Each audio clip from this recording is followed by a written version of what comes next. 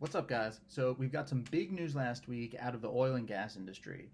BP, which is one of the 6 or 7 large oil companies that's referred to as big oil or the supermajors, outlined their new strategy to pivot from being an international oil company that's focused on extracting and producing resources to an integrated energy company.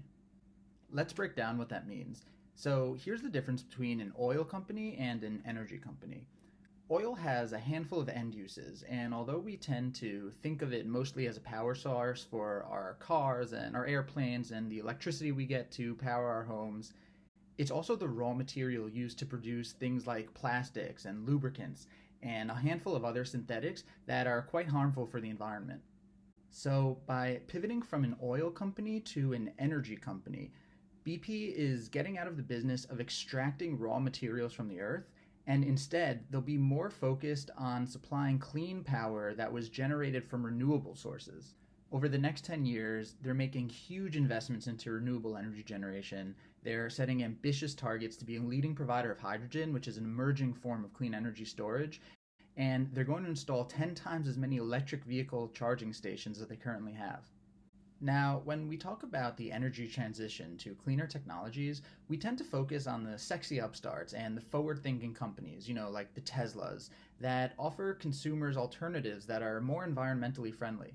But the truth is that as long as the dominant incumbents continue to supply the vast majority of society with traditional fossil fuels, we're going to have a very long way to go.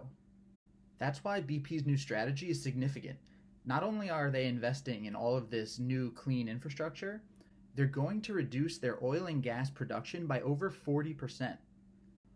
Cutting nearly half of your core business is a huge decision, and it goes much further than any other oil company at this point. BP and all the other oil majors too have been facing heat for not doing enough to reach the Paris Agreement goals of net zero emissions by 2050. But BP's new strategy might just change that. And it'll be really interesting to see if the other players follow suit. Now, it's important to note that when BP says that they're reducing 40% of their operations in oil and gas, they're not really shutting these operations down. They're really just moving them off their books. They're divesting them, or they're going to sell off these assets to other companies. So you might be saying to yourself, is this really even such a good thing?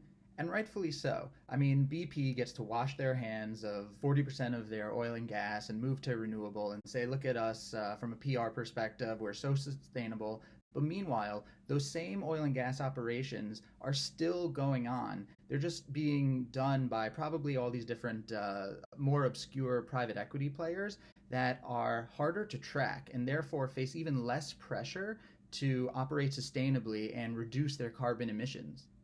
I get that criticism, but at the end of the day, I don't really agree with it, and here's why.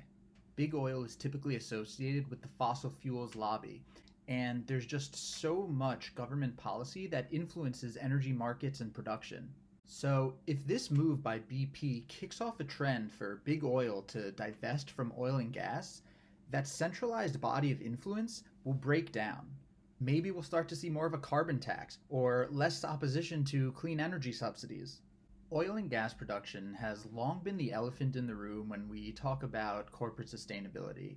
We can't just pretend it doesn't exist. We need those players to be a part of the climate solution. So right now, we're at this really exciting moment because it's finally financially viable for them to pivot their business models away from oil and gas.